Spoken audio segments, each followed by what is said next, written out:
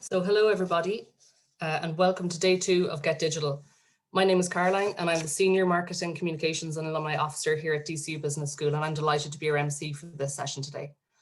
Throughout the week at GETDigital, we're exploring a range of topics related to business, leadership and entrepreneurship, with particular focus on how businesses at all stages and of all sizes can harness transformational digital technologies to achieve their business goals. So turning to this session now, I'm very pleased to introduce our speaker, Brian Herron. He's principal designer at Each&Other, and he's going to be talking today about It Just Works, creating a great customer experience through design. Brian, I've had a look at Each&Other's websites, and you've got some incredible client companies and a brilliant story to tell. Having worked at the likes of the House of the Oireachtas and Vodafone and Glanbia and many great other companies, I think it's going to be a brilliant session today. To our viewers this morning, we would just note we welcome and really hope that we get lots and lots of questions, and I'm sure we will with a talk like this. We want you to use the Q&A function today. We don't want you to use chat, which is disabled. So please keep the questions coming. We can't wait to read them out, and we'll get to those at the end of Brian's presentation. But use Q&A, please, rather than chat, which will be disabled. Okay, so with no further delay, I'll hand over to you, Brian. Thanks, Caroline, and thanks for calling out that website. I've been working on the new version of it for the past, feels like 3 years, so hopefully updates on that soon. We're all always working on our websites, aren't we? That's probably the point. Yeah. Very much a case of the cobbler's children have no shoes, in my view. So thanks for the invite, folks. I'm going to share my screen. Unfortunately, we're in slide and deck zone here. The theme that I've chosen for today is It Just Works, using design to create great customer experiences. So as Caroline said, I'm a principal designer at Each&Other. I'm one of the owners in the business, founder in it. I have a background of around about 20 years in product design, in journalism and technology. And last year, Each&Other was recognized as European UX Agency of the Year, which we're very proud of. And we're going to talk about some of the things that we do, but I don't want to focus too much on us or our business. But we do 3 things essentially, which is we help our clients make money, we help our clients save money, and then we try and make products that people will love. And we do that through research, we do that through web design, app design, user interface, all of that technology space that's so popular at the moment. And we do it globally, right? So we're an Irish agency, but we consider ourselves international. We have a small enough team, but we're operating internationally, and we work with some enormous companies, really helping to direct and steer their design strategy, as well as the interfaces that people use. So we're incredibly proud of the work that we do and feel that we punch above our weight. And what we're always trying to achieve when it comes down to it is this feeling that something just works. This is what we work with our clients to achieve. This is the goal that we want. And what this means, this is a really hackneyed phrase, like we've been hearing this, it just works for a long time. I think Steve Jobs started trotting it out in the early 90s, and it never stopped. And what it means really is that someone else has seen the issues, has done the thinking, figured out the technology, sweat the details, taken away any superfluous choice that there might be, and then made it easier for you to realize your intent, made it easier for you to do what you want to do. And for us as designers, this is the highest compliment that someone can give, because you don't need to explain how or why something works. It just does. This is a great goal. This is what we're always aiming for. And before I go further, I just want to maybe touch on some definitions, because people talk about user interface, UI, they talk about UX, they talk about CX, and everything gets very confused. So let's lay out some definitions to begin with. The user interface is everything that you see, everything that you interact with on screen, and often how nice something is. The graphics, really, what you're touching. The UX is how everything works. It's the hidden design behind the UI. It's the things that the user is focused on, and it's the kind of way that the journeys flow together. And CX is all about the overall experience, the loyalty you feel towards a business, the feeling of satisfaction that you have, the idea about how your customers are responding to you as a brand. And the UX is the glue between these two pieces. UX is what combines the feeling that you want to create, the CX, with what you actually see on the screen. So this is what we do. And UX often gets, think it's a thing, and I don't really think it's a thing. It's more of a mindset. So UX is just like a series of rules that you can follow that help customers use interfaces. It's a commitment to using data to make decisions, particularly user data, and then to test products during development before they go out. So it's not really, a thing. It's not like a skill like a graphic design skill is, but rather it's a composite. It's a mindset. It's a way of thinking about problem solving. And that's how you get good results in user interfaces. And that's how you get good results in business from a CX perspective. So they're definitions, because we're going to be coming back to these things throughout this talk, hopefully in an enlightening and informative way. But I don't really want to talk about that much. What I really want to talk about is tornadoes. So this is a story that I came across fairly recently. And I was really struck by how it corresponds to the way that we think about problem solving. So tornadoes are absolutely terrifying. And if you gave me a choice between being near a hurricane or a tornado, I'll take the hurricane every time. Because with hurricanes, you can get accurate warnings days in advance. You can board up your house or you could leave for days. A hurricane's path is really clear and people take them really seriously. We're really, really good at predicting hurricanes, and we're really good at acting on hurricane warnings. But we're not good at predicting tornadoes, and we're really bad at acting on before tornadoes come. Now, happily in Ireland, where we're talking today, we don't experience it very much, but this is an enormous problem in the former Dust Bowl in the US.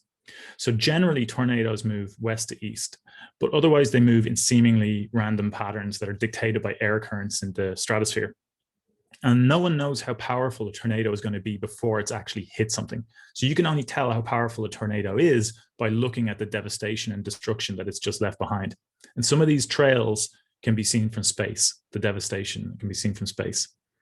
So tornadoes are measured on, I'm going to mispronounce this, I'm sure, the Fujita scale, Fujita. So F1 peels the roof off a house. That's the lowest tornado. F2, mobile homes are flying through the air and cows and cars. And the scale goes all the way up to 5. So the thing about tornadoes is that they can form really quickly, but they also can shift direction almost instantly. So even when a tornado warning is called for your town, the chances of it actually hitting your town are actually quite small because the path is so unpredictable. So one town in Oklahoma has been hit 3 times in 50 years. The town next door to it has never been hit. So in 2011, 360 tornadoes killed 324 people and injured thousands and caused millions and millions of damage to property. The people in the path of the hurricanes were only given 20 minutes notice that the tornado was going in the direction. This is a real problem. So if you've only given that small amount of time and something has to be done to prevent loss of life, where do you start solving that problem? So I'm going to pause that and then come back to this later on, because the solution corresponds really neatly with the way that we think about design. So let's think about customer experience in business. 90% of companies believe that CX is their primary differentiator. This seems insane because I don't think that 90% of customers have a really high quality customer experience, but that's what they believe. They believe that this is how they differentiate in business. And the factors that kill competitive edge are poor functionality, complexity, and customer frustration. So CX is a shifting baseline. So what was perfectly fine yesterday is no longer okay. So when you think about it, people used to call cab companies until one day they didn't, or people used to carry cash until one day they didn't. People used to rent DVDs and now they don't.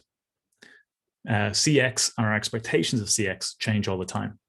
Steve Krug has this great quote, I've slightly adapted it here, which is you can get away with a site or product that people muddle through only until someone builds one down the street that makes them feel smart.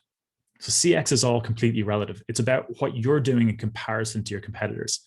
It's like that old joke, you don't have to run faster than the bear to get away. You just have to run faster than the guy next to you. And what this means, what this feeling is that when your competitor does something that's really great that people respond to, when your competitor has a feeling that something just works, people only need to experience that once and the competitor starts to win. And the thing about this feeling of like, oh, it just works, a feeling of surprise that something was so easy, we all know it when we see it. And sometimes we know it when we don't see it. And this is what I want to talk about now. I want to talk about patent number 8232973.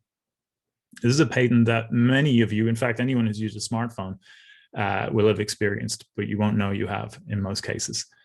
And we're going to dig into, this is not going to be Apple heavy presentation, right? This is interesting though, I think. This is the original iOS operating system, or actually the predecessor to that, called Acorn. This is the first operating system for what would eventually become the iPhone.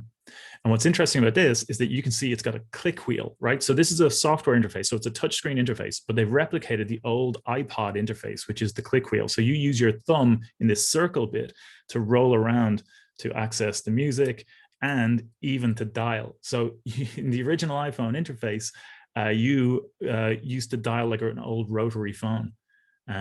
Apple tried 30 or 40 different ways of keeping the iconic iPod click wheel in their new software phone before eventually feeling that it's not the right choice. And eventually, actually, when they launched the iPhone, they mocked this as an idea.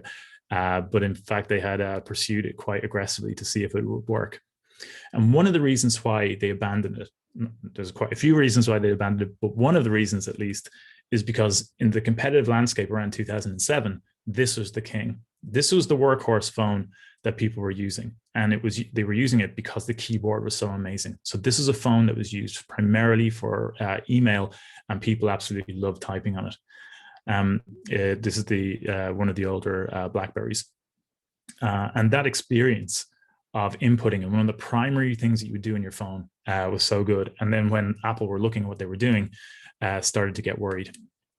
So they abandoned the click wheel pretty quickly, but they went through a series of other options trying to figure out a way to make a software keyboard work. One of the reasons that it's hard to get software keyboards to work is because we're using our thumbs to mash very, very small tap targets. We're used to bigger phones now, but back when the iPhone launched, it was incredibly small. Very surprising to hold a very old smartphone in your hands now. So these tap targets that existed, they started to combine them to make it more comfortable for your finger to hit them. But then you get into all these weird shapes, and what do they mean? They become very confusing. They're hard to see what letters you're pressing. They tried multiple iterations, still trying to create these larger tap targets while still segmenting the letters in a way that makes sense. And these look insane to us now. They look strange. They look uncomfortable because they never launched. In Apple, they started to get extremely worried about what was coming out. This is very close to launch, by the way, when these keyboards are being developed. And towards the end, all of the UI developers were pulled off the rest of the iPhone to work solely on the keyboard. And this is what they came up with. This is patent number 8232973. I'm not sure if you can instantly unpack what it means, but let's see if we can make sense of it. So when you tap THE to spell this is what you think that you're doing. You're hitting the letter on the screen to make the word. Actually, that's not what's happening in the user interface. What's happening in the user interface is that you tap the T, then the software predicts what letter you're probably going to type with next. It could be H, and it makes the tap target underneath the H bigger, which makes it easier for your thumb or whatever finger you're using to hit it. Now you got TH, it probably is going to be E, so it makes that tap target even bigger. So in most cases now, you're getting the feeling that the phone is responding to your needs. It just works. So the experience of hardware keyboards is still arguably better, but overall the experience of a modern smartphone is going to win out over the BlackBerry. They targeted their weakest point in their interface, the keyboard, looked at it relative to competition and knew they needed to do something here to make it work better. And that's what they managed to do from a software perspective. So this is a completely hidden interface that we're using all the time, but one that creates an experience that just works and we're not even aware about it. So if they hadn't done this and the keyboard had been crap, would the iPhone have been the miracle that it was in the late 2000s? I'm not so sure. It would have provided an angle in for BlackBerry to still compete and made adoption slower. So that's what it comes down to. The first thing that I want to talk about here, the first thing I really want to nail down, what I think is the purpose of design, is to solve the right problem. So that's the focus, to find the right problem to focus on, and then and that's like the first critical piece of your journey. To improve the experience, you have to be able to understand the experience. So how do you understand the experience? Well, the simple thing to do is to just go ask people, right? So this is an example of asking people stuff. According to market research, Germans like strong coffee. So what do you do here? You would go to the market and you would try to sell strong coffee. But what people say is not always what they actually do or what they actually really believe, because people aren't rational and we're all somehow lying to ourselves in different ways. Because the truth is, when you do blind tests in Germany, Germans prefer milder coffees. So they often end up buying a coffee that they don't actually like. So what would you do in this instance with this data? Well, actually, you package milder coffee as stronger coffee. So they get the experience of feeling like they're buying the right one, but actually get the taste that they prefer. And that's the difference between attitudinal research and behavioral research. Attitudinal being, what do people say? And behavioral, what do people actually do in the real world? And this is the world that we live in. When we do research, we look at behavioral aspects and we look at attitudinal data. We look at quantitative data, so the numbers, and then we look at qualitative data, the anecdotes and the stories behind it. And we use these 4 points to try and map what's going on. And UX, we tend to favor this area. So we'll look at analytics. What are people actually doing on a website? And we'll look at qualitative. We'll do user tests and we'll talk to users and observe them using software. But we tend not to use attitudinal quite so much because the data is a little unreliable. And we have tons of research methods that we do here: eye tracking, heuristic analysis, ethnographic studies, moderated user tests, web analytics, card sorting, user interviews, diary studies. There's a whole panoply of things that we do. The reason why we do this is because we're trying to uncover real issues that are potentially could disrupt the good experience. A lot of the time, it's easy to come up with a CX goal, a CX ambition. We want to achieve something that's extraordinary, but actually getting there, actually being able to implement that is a completely different challenge. So let's take a look at a real world example, or at least a sliver of a real world example. This is Amazon's goal, a one-click purchase. It's incredibly famous. It's something that we're all familiar with. Now, I don't want to get into Amazon's business practices or what else they do. Let's just look at this narrow element here. Amazon want to create an experience where you can have a one-click purchase. But it's actually not that simple, because for me to have a one-click purchase, there probably are a number of things that will go through my mind that might stop me having that one-click experience. Like, what if I want to buy something else at the same time? Is that going to stop me? Or if I've got multiple addresses, my work address and my home address, which one is the package going to go to? Is the item in stock? Am I going to have to wait longer than I expected? Should I be looking elsewhere to buy it? Do I need it quickly? Is the delivery going to be long, or should I just go to Argos instead to pick up a similar product? Are there hidden charges? Am I going to be fleeced in delivery? And also, where is it coming from? Am I going to be get extra charges at customs, for instance? These are things that occur to us just before we hit that button that may stop us from fulfilling that great customer experience that Amazon has in mind for us. So you can see how Amazon, while this looks fairly ugly, I would argue, this is an incredibly detailed and considered design, because when you look at it, add to basket, so I can continue shopping. I don't have to buy everything in one go. My delivery address is on there, notified by my postcode.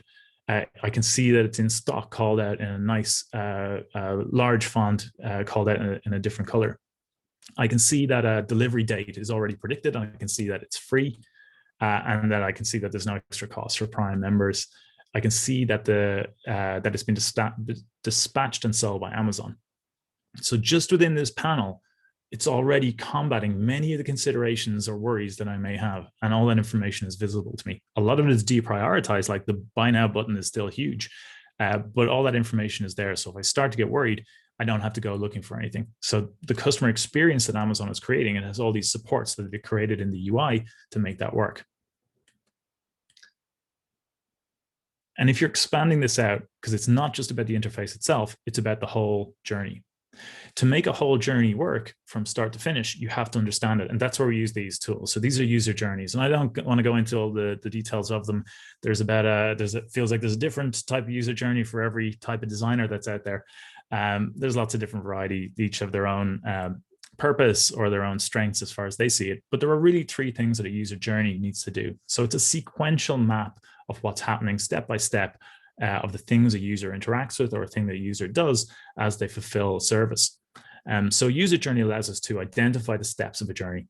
It allows us to locate the bits that are a poor experience, the problem points. So often they're called pain points in jargon. And then finally, we're able to put those pain points in those poor experiences in the context of what's happening. So when you look at a journey, for instance, like hailing a cab, if you mapped it out 10 years ago, you would hail a cab on the street and then maybe have to stop at a cash machine to get cash out. You would mark all those negative experiences on the user journey, and then you would start sweating the details to see how you could improve each step. So instead of waiting on the street and hailing, it becomes an app to call a cab to you. Instead of stopping at the machine to get cash out because the cabbie doesn't take a card, you now have an app that handles payments.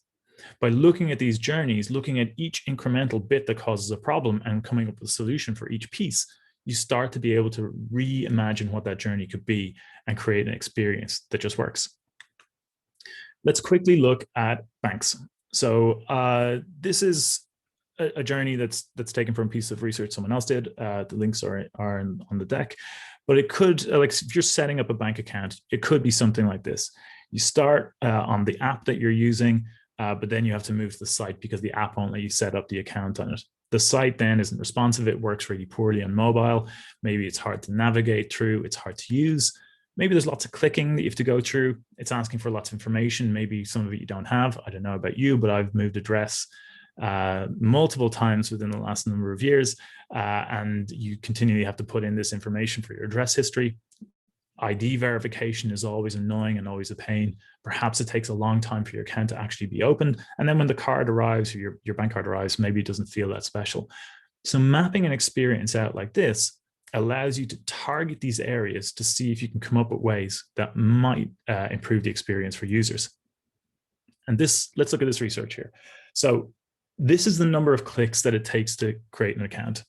This is from last year, I think, so it may be out of date now. You can see that the challenger banks, the so-called challenger banks, Revolut, Starling, Monzo, have drastically reduced the number of clicks compared to the high street banks. First Direct looks appalling at 120, HSBC at 99. You can see that this is clearly a detail that has been sweated. Now, I don't think that the number of clicks is necessarily a problem, but what you're seeing here is a very clear trend that probably corresponds to a more simplified journey. Another metric that we can look at is the number of working days to have an active account. So as you can see here, again, the challenger banks are performing really well at 2 and 3 days, as well as some high street banks, which clearly have invested something in their back end to make it work. So what you're seeing here is prioritizing this account activation as being a key metric in fulfilling the user promise. Now, again, this doesn't necessarily say the experience is miles better one way or the other, but you can see how these metrics start working together to maybe hint that the challenger banks are performing, or at least prioritizing things really differently to the high street ones. This researcher identified 5 points. Here are the first 4 about why he thinks that they did better. So you were able to open an account directly from the app. The worst parts of the traditional experience were changed or removed. Data collection was minimized. I'm sure it's still regulatory compliant, but still minimized, and created a memorable experience when your card arrived. So it came in nice packaging and made you feel special. But I would argue that the one that really stands out and that's really special is this. They changed the perspective of when your account is open. So even the challenger banks that it took 2 days to open, what they did was they issued an immediate virtual card. So by the time you finished the ID verification, the card was ready to go and added to Apple Wallet. Now the card has tons of restrictions, like you can't take out cash. There's loads of issues there. So it's not really an account open. They're just providing you with this card so you can make purchases, at least in a limited way.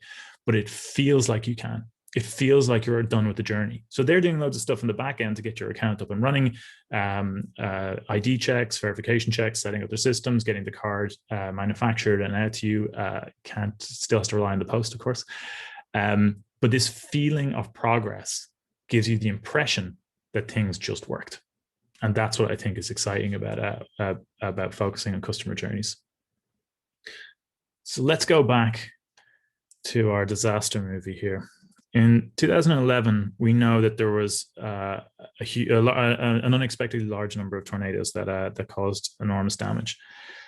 And we talked about the warning time being only 20 minutes and not feeling like long enough for people to act on the warning. So that's the first idea that people had to look at. So as they mapped out what was really happening, they looked at this as an area for them to improve on. But creating longer warning times is like really, really hard because tornadoes are so unpredictable and so hard to manage from a meteorological perspective. That increasing warning times is not just a simple task. And also, when researchers started to map out what people had actually experienced, it turned out that while 20 minutes wasn't very long, people had also ignored the warnings. They'd stayed in their home, even though the sirens had gone off and they were expecting tornadoes. They'd stayed at home because they didn't actually believe it would happen to them. This is research that was done in one-to-one interviews conducted in Oklahoma and Missouri. Tornadoes, people believed, had always missed before, so probably this next one would miss too. So what do you do then? You're now coming up with a point in a user journey where you realize that there's a real problem. You've identified that people don't actually believe that something is going to go wrong. So how do you create an urgency in people's minds? Well, they tried TV. So weather reports in the areas that tornadoes were occurring were encouraged to amp up their forecasts and talk about the impact and the potential danger of tornadoes. So sample headlines or sample reports included: complete destruction of entire neighborhood is likely. Businesses and homes will be swept away from their foundations. Mass devastation is likely to make the area unrecognizable to survivors. This kind of hype meant ratings.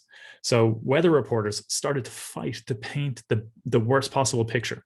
Their hellish visions for their users became increasingly vibrant as they competed for ratings. The more horrific the report, the more likely it was that they'd get viewers. In one instance, 30 minutes before a tornado reached Oklahoma City, one weatherman told his viewers that anyone not underground was doomed. So what this resulted in this instance, was mass panic. People jumped into their cars and tried to escape the city in a number of routes out of the city, causing an enormous 15-mile long traffic jam. And the last place, apparently, that you want to be in a tornado is in a car. So according to reports at the time, people who were trapped in their car on a bridge just outside the city could see the tornado approaching. And what researchers reported was that devastation on a Katrina-like level was likely. And then, just as the tornado was approaching the bridge, it just vanished. Just like that, it petered out, and disaster was avoided just by dumb luck. When scaring people worked, it caused chaos.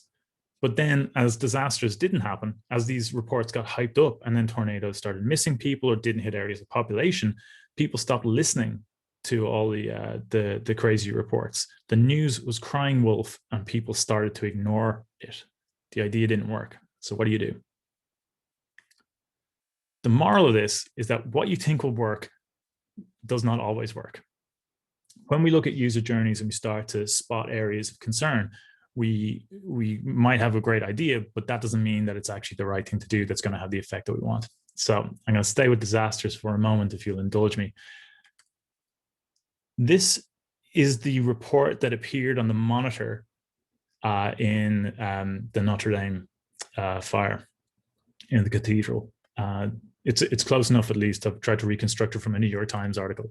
But this confusing monitor readout meant a fairly inexperienced security guard went to the wrong attic.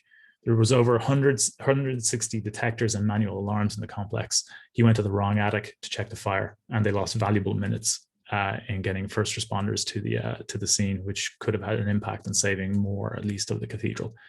This is a pure UI issue. This is completely unintelligible, whereas you can imagine something like a map would have been far more intuitive, even for an inexperienced person to use. This is touch controls that were installed in Navy destroyers in 2016 to replace traditional mechanical controls. And much like the iPhone replacing the BlackBerry mechanical keyboard, which had one function with many functions, this new system offered flexibility. So any sailor could access any set of controls from any station on the bridge simply by changing the touchscreen panels. However, a year after installation, there was a collision between two ships, which claimed 10 lives and injured more than 50 others. The investigation into the incident put the blame at least in a large part, on the touchscreen systems. They were unnecessarily complex for operators. And when they actually did their research, they found that sailors didn't like them. They preferred the manual controls because they felt like they understood more what was going on. There was less room for error. They had to reinstall all of these touchscreens and replace them again with the mechanical controls. There's a great quote for you Jurassic Park lovers. Rear Admiral Bill Gallianis said that the decision to use the touchscreens was a case of what's the quote? Just because you can doesn't mean that you should. And then this final example is from Citibank really recently. 900 million was sent by accident to the wrong people because a checkbox wasn't ticked. So, okay, one of these examples I find funny of the last three, and I think you can guess which one. So there's a much more complicated story, not to go into it, but this is an almost $1 billion mistake that was caused because it was hard to know whether a checkbox should or shouldn't be ticked. These are all solutions to problems. Like we have the touchscreen solution, we have a monitor problem, we have an interface. These are all solutions to problems. So they were solving the right problem. But what the thing is, they weren't the right solutions. And that's the second thing that we need to always be aware of in design, is that we want to solve the problem right. So how do we do that? Well, when we think about how problems get solved, is that you have a team, they've identified a problem of some sort, and what they do is they come up with an idea and they release the solution to it. Often that solution goes wrong, so they have to go back to the drawing board and release a second solution. And that doesn't quite work either, and they release a third solution. And by that stage, probably someone is fired or the team has moved on, and you get a sense of failure, frustration about a project, and it's over budget. This is not uncommon in any sphere, because the idea is that once we've identified the problem, we think we know immediately what the right thing to do is. That's really common in digital spheres, or at least it has been. Thankfully, things have started to move and change because we started to nick ideas from industrial design. So this is what things should look like, or at least this is another approach that can work. The team has identified a problem of some sort. They come up with a hypothesis about what might work to fix it. And before releasing anything, they prototype and test their hypothesis. They prototype it in a cheap way, probably not built, probably just mocked up in some way with real users to see if it works or not. It probably doesn't work that well, so they go create another prototype and test it. They create another prototype and test it. They create another prototype and test it. And then, as you can see here, this is the example I gave you earlier, moving from prototype to prototype to prototype to prototype until they get something that actually works. And then they release the solution. So the idea is that you're changing the emphasis from just trying to get something out the door to pausing or taking a moment to try and actually let the product reach a conclusion that actually works. This is what it might look like on a timeline. You have your user journey, which is all about finding the right problem to solve. And then you have a design stage, which is about solving the problem right. So this is all about trying to take that idea and find ways which we can manipulate it and test it until we're proving that it works before we go into an expensive build process. And the challenge to this is always that we're wasting time. There's commercial pressures. We got to get this thing out the door. If we're just doing all this testing, why don't we just release it? We'll just do a phase 1 and then we'll come back and do the phase 2 afterwards and get it right. It's important that we release and we'll figure out the details afterwards. There's arguments you made that we're spending time and money in a design process that's inefficient and taking too much time. But actually, the data doesn't support that. The data shows the opposite, in fact. The data shows that if you go through this process, you end up saving a ton of money. By some estimates, you're reducing the development time by 30 to 50%, because when you're doing change requests after something is built, when you're deciding that something is wrong and needs to be changed while in development, it's far more expensive to change in that process than it is during a design process. So yes, you're spending a little bit more time before you go into development, but the difference is that the thing you're building is much more likely to be close to the right thing. Some estimates put 50% of a developer's time is spent on avoidable rework. So that's not just fixing bugs, but actually changing things that should have been designed right the first time. This is all about prototyping. This is all about trying things out in limited ways until you find something that you know will work, not just what you think will work. So coming back to our tornado example, the researchers had identified the problem. So people didn't believe that the tornado was going to happen to them, and they didn't trust information sources, the two core problems in this journey. So here's what they did. They prototyped out ways of communicating with people to give them a better chance of understanding the odds. So on the 16th of May, 2016, they tried something new. Emergency teams on the ground reported hearing chatter over the services that they use to communicate with the weather people, NOAA in America. And they felt that they, quote, they knew that something was different in the tone of the communications, and they felt that they were on higher alert. Because of the messaging changes that have been prototyped and made, they made decisions a little bit more early and more confidently to start the sirens and towns on potential paths. They were able to do it in some cases up to 30 minutes earlier than they previously would have. And because it was local teams giving the warnings, individuals that were trusted within the community, people actually acted. What had happened, and this seems very simple, is that they created new layers of warning language. So essentially they started to give warnings about potential tornado warnings. So rather than just waiting until a tornado had happened or giving a blanket warning at the start of a day, they were starting to use escalated language in warnings. This meant that the people who were the experts on the ground, the emergency response teams, were in a different state of mind and were much more capable of judging the odds about whether a tornado was actually going to hit or not. The researchers had mapped out real-world experiences, and they'd taken the irrational, real-world behaviors of a population, identifying the underlying problems, and then worked systematically through hypothesis, prototype, and test to arrive at a new system.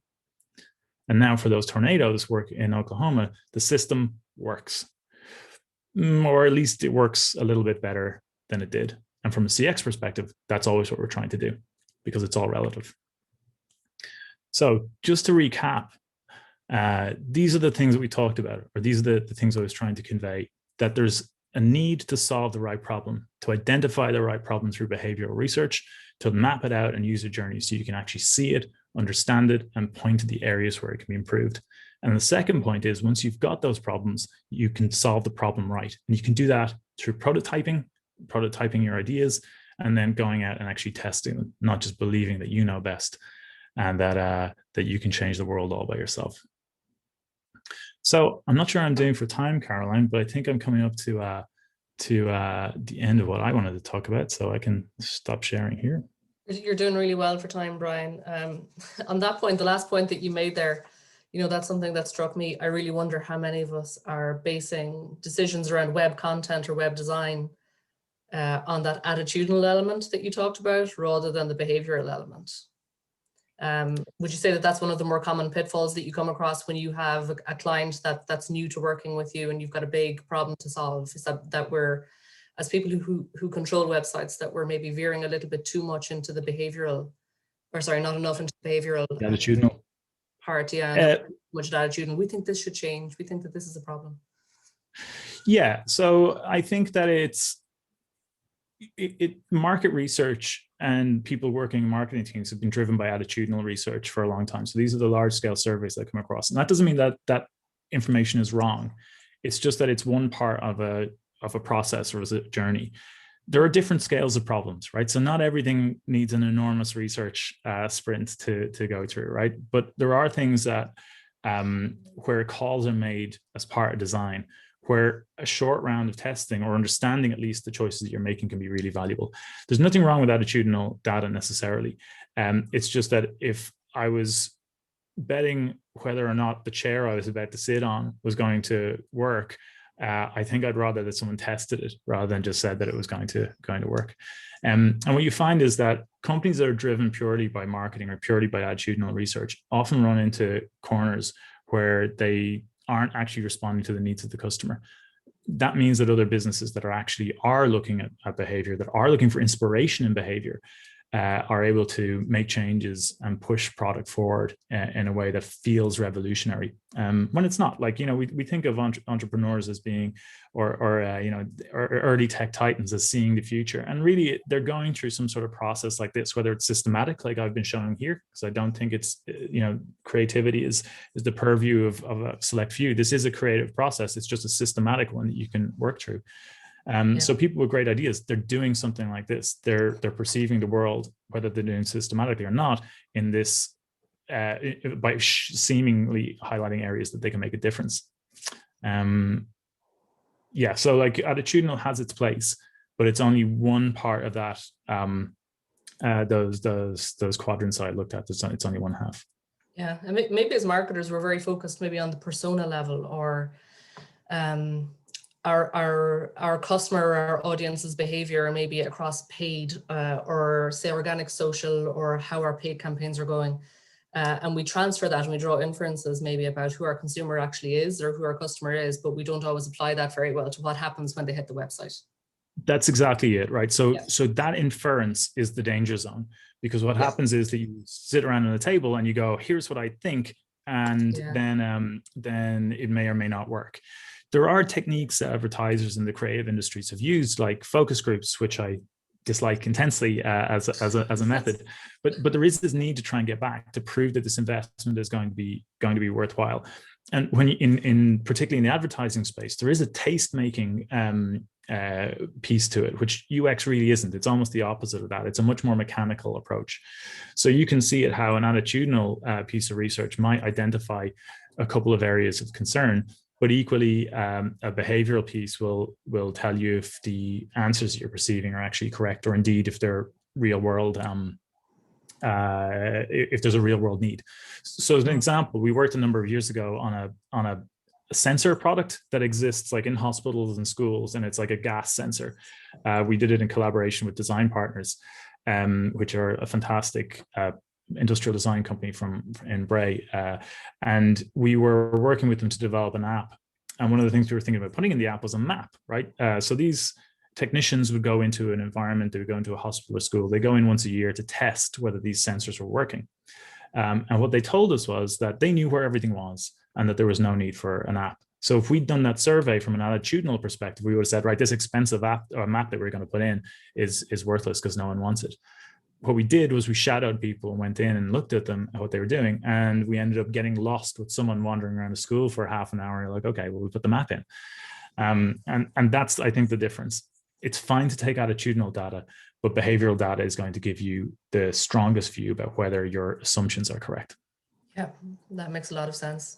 The other thing I really took away, well, I took many things away, but one of them definitely was the need to, as someone who is not in the world of development, I think sometimes we can balk at the idea of long, potentially expensive and lengthy testing. But you have clearly demonstrated how necessary that is to avoid then 6 months down the line when we say launch a new element to our website or we've totally redesigned something, we then turn around and we're like, oh, that, why is it like that? That probably quite familiar to you, and then so sitting at the other side of the table where we go, would this thing ever just get over the line? Why are we spending so long in that kind of agile approach of constant iteration and testing? Yeah, and that's exactly it, right? That's the challenge, and that's not to say that there aren't commercial imperatives to push out. I'm very sympathetic to. I'm not like an ideologue, I don't think. There's sometimes it's right, and sometimes sometimes you need to cut corners. But it just happens so frequently, and the same mistakes happen over and over, and even we fall into that same trap occasionally.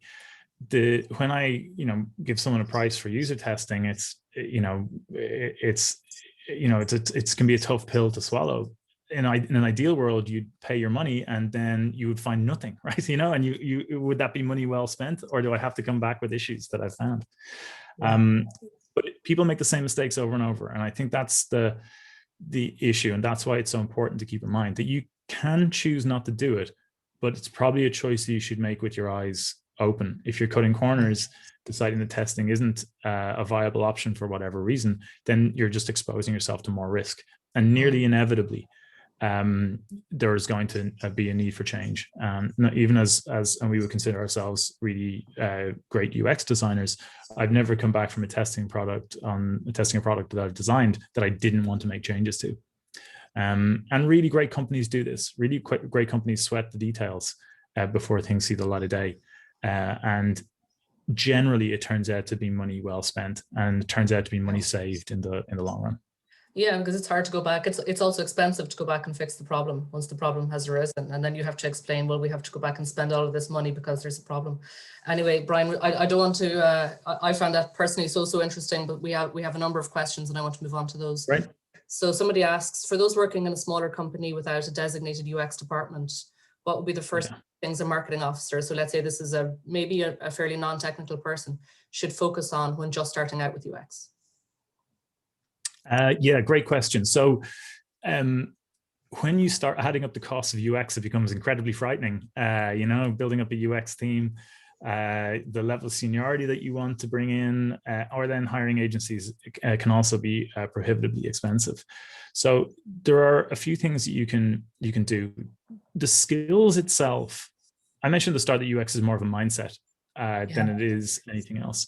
So what it is about trying to adopt the mindset of starting to check yourself when you realize you're making an assumption or whether something is backed up by data or not. Like if you're making a business case or a cost benefit analysis for some sort of purchase of a piece of machinery, you'll understand what that is, and digital should be the same.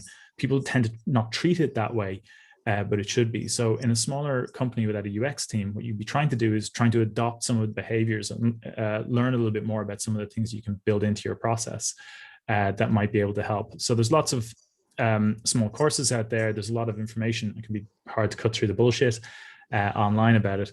But the first thing to do is probably to try and immerse yourself in the methodology a little bit, to try and think through the user journeys. And frankly, the two things I picked out to look at here are the user journeys, and then starting to try and prototype and test are both very achievable to do without specialized teams. Yes, they can require skill. If you're having to report to a board, you might want to do with a professional team, but doing a little bit of UX as well as you can is still probably a better approach than not doing anything. But there is increasing levels of support out there. More and more digital designers will have some background in UX, so some graphic designers will be able to start to bring you to, like, your web development team may be able to do it without completely specialized skills. But I think the starting point is to start looking at your own practice and your own mindset. So would you not say get a focus group together and get them to do a walkthrough of the website? You mentioned you're skeptical about focus groups. Yeah, so focus groups, the issue with focus groups is that, so we always go to users, right? But we don't use focus groups, or at least do them extremely rarely, because what happens is that you can end up in a sort of group think scenario. And also because we tend to work, so focus groups are attitudinal. They are people telling you things, and they can be steered in one way or the other. Maybe you want to create that dynamic, but in most cases, I'm not using my website or a website with a gang of my pals all at once, right? Maybe in some cases I am, but very rarely, or a gang of strangers. So instead, we're looking much more at one-to-one interactions, so we can actually observe what people are doing in as natural a setting as we want. So while focus groups, I'm sure, have some relevance in market research, from a UX perspective, they tend not to give us valuable data, but certainly going to users. So we would take the 12 people in the focus group and do user tests with the 12 people. User testing, yeah. I've got another question here about prototyping and testing. So talking about prototyping and testing thoroughly, what's your view on rapid prototyping sessions like hackathons? Are they UX kryptonite? No, they're great. Yeah, they're great. So when we look at what that is, that's trying to come up with ideas as quickly as possible, right? So absolutely, this is a great hackathons and those sort of speedy ways of responding to ideas are brilliant. Because what you're doing, design really at its core is taking a problem, create as many options as you possibly can, and select the best option. That's a great way to design very rapidly.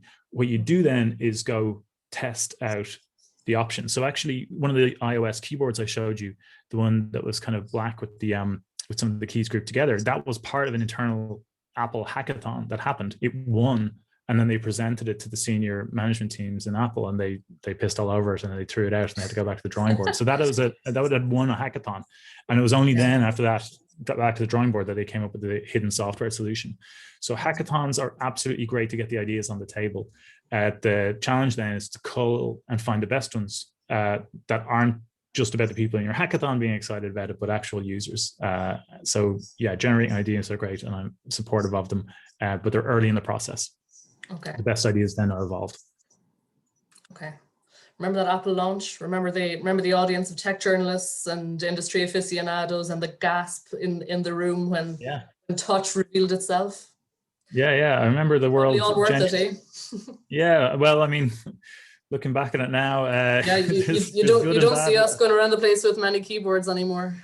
Yeah. That keyboard died overnight. Keyboard died overnight, indeed. Yeah, it's the world. It was a weird one to watch, I have to say, and really interesting now because the stories are only really coming out in the last 5 years or so about what that development was actually like. Because the very rich people now leave Apple and start doing tell-all books. Yeah. Well, remember Steve Jobs? I remember that, and he was like, "And yes, we patented it." Yeah. You know how good this is. But anyway, okay. So the next question is: what behavioral research techniques are of your preference or considered more effective?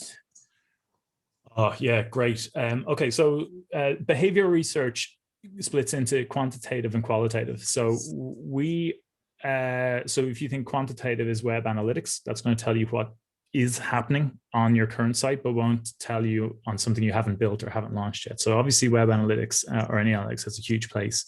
But we nearly always build foundationally from what we would call a user test. So that is a mix between a bit of an interview, but then mostly watching someone interact with a product with some questions along the way. So nearly everything we do has a foundation on user tests. So our as soon as we know we're doing some research, straight away we're into user tests, and that could be like an hour-long session where I'll sit beside you or watch you remotely using a tool, trying to perform some tasks, and then I'll ask you some questions about it. And we do that for content to test if content works. We test interactions, and there's a variety of ways you can test it, but that's kind of the basic building blocks. The building block of UX research is the user test. Watching someone interact with a piece of software that you or someone else has designed, watching several people do it, and then amalgamating the results. And what's amazing about that is that in just 5, 6, 7 people, you can identify all of the issues that are there in a piece of software, or nearly all of the issues. So, while we think, oh, there's millions of users, if you can test really small amounts of people and actually get like super accurate results on it. Can't tell you the scale. It can't tell you necessarily how big an issue is. If someone's missing a button or something on a page and 2 people do it out of 6, that doesn't mean that 30% of people are missing it. But what it does mean is that you can infer that there is some sort of issue there that you should fix. So that's so it doesn't always have to be at very high scale, I suppose, is what you're saying. No.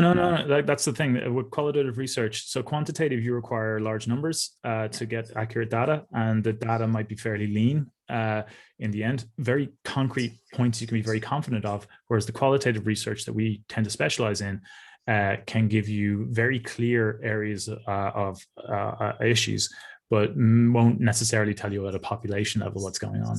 I can tell you there's definitely a problem and you should fix it, but I can't necessarily say that it's going to affect 50% of all users. But we can achieve really strong results with really small numbers. So if I was testing a piece of software, an account opening process with a bank, I'd be confident testing with 6 people to ensure that the process actually works. Okay.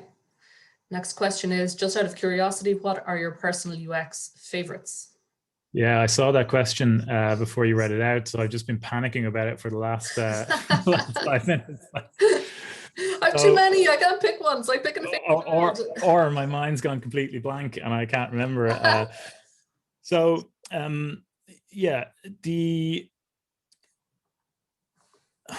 me think. So look, when it comes back to things like it just works, I'm a big admirer of a company called Lemonade in the US, because I can understand what went in behind it to make it work. They're an insurance company, so I do a lot of work in financial services, so I kind of try and keep an eye on things. But they've done some really interesting things. They combined access to municipal data in New York They changed their pricing model. They've created what feels like a really slick process that feel like you're talking to a bot. You're filling in a form, but it feels like you're talking to someone. So Lemonade have done some really slick interface things that have been borne out in their commercial results. It's an interesting company to keep an eye on. But the things we use every day, like, the things that we don't do, that we don't see, the things that we take for granted, are the things that really matter. Like the thing that I love, actually, you know what? It's a product design thing, but it's the reason why I haven't changed my computer. It's because the older Apple Macs have a thing called MagSafe on the side, so that your power cable plugs in with a magnet. As you can see, mine is wrecked. You can see how old it is. It plugs in at the side, and if someone hits it by accident, it just pops out. And the newer Macs go by USB-C 3, so they're just stuck in all the time and it doesn't have it. So I'm not changing until they bring my magnets back. Bring back my magnets. Yeah, bring back my magnets. Look, I think some of the examples I covered earlier on are relevant as well. Like, obviously the first time I used Halo back before its rebrand was like magic, Yeah. Yeah, it was a game changer. And you have talked a lot about taxi usage, and it's only when you think back about it, what a laborious thing, stopping off at the ATM. And I don't think I've even been in a taxi since they started to take cards, but like I used to travel a lot in the States where it was almost all by card, and such an easier experience. A question that I had, I was taking notes as we went along. Like you started out by saying it's the overall experience, the feeling of doing this with you. So what are the common pitfalls? So for any of us maybe that are on here that are, not in large corporations and maybe have limited enough resources to address things, but what are the common pitfalls that you keep on saying? Like you said, poor functionality, you mentioned complexity and customer frustration. But what does that look like? Is it badly placed buttons? Is it too many click-throughs? What is it? So probably the biggest mistake in CX that people make is that they don't really listen to their customers, and that results in misprioritization. So if you're a small business and you're making choices, when was the last time you actually really went out to understand what the issues were? What, are you making choices? Are you spending a lot of money in your delivery aspect when actually that's not really a priority for businesses? So I think it is allocation of resources and emphasis in the right areas is the reason why things don't happen. For instance, I mentioned my own website, right? That's critical to our business, but I've deprioritized it because I'm delivering projects, and that's ultimately the wrong thing to do for us as a business. So, I think in small businesses, you're always juggling this need to try and always focus on the urgent and never on the important, and carving out time to devote to some form of research is critical. And the second thing is to not stop.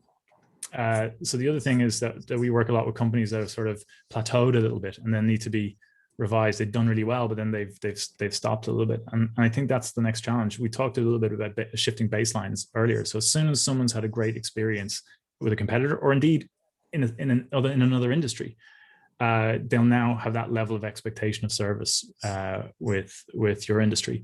So the challenge is always to be hungry and ready to change, and to be aware of what's happening, and to be excited about it. If you're continuing to be excited about and focusing in on what your customers value, then you can use that to guide the choice. The number of clicks and stuff may or may not actually be important. Your website may not be important, but understanding what is of value to your customers and focusing on that is critical. Okay, well, that's solid advice. We are at 10:14, so I think we've kept really good time in our session today. So enormous thanks to you, Brian. It's been really interesting. I've learned so much from it, and I'm sure everybody who's attending here today did too. So thank you so much for your time and your insights. Cool, thanks. GETDigital continues with our next session today at 10:30, featuring Hannah Corkery. She is a senior digital strategist at Edelman Ireland, and her session is called Get Real or Get Lost, Creating Great Content for Social Media. So thanks so much, everybody who has attended this session today, and hopefully you'll hang on and we'll see you again in 15 minutes. Thank you.